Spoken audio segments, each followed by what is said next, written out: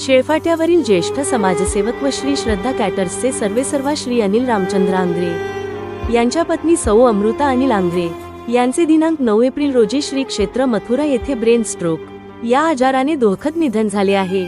ईश्वर सत्तेपुढे इलाज नाही।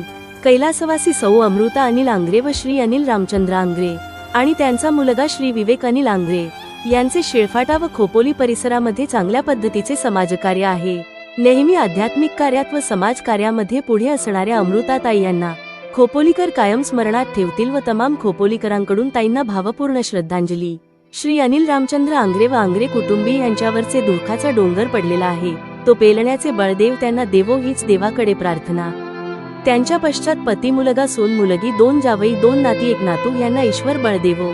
शोकाकुल शेळफाटा ग्रामस्थ, वैश्य समाज शेळफाटा खोपोली, बुज हास्य क्लब, योगा ग्रुप शेळफाटा, श्रीराम मंदिर ग्रामस्थ, श्री स्वामी समर्थ मित्र मंडळ, शंकर मंदिर वसाहत व उमरजी पटेल नगर शेळफाटा। अंतिम विधी खालीलप्रमाणे।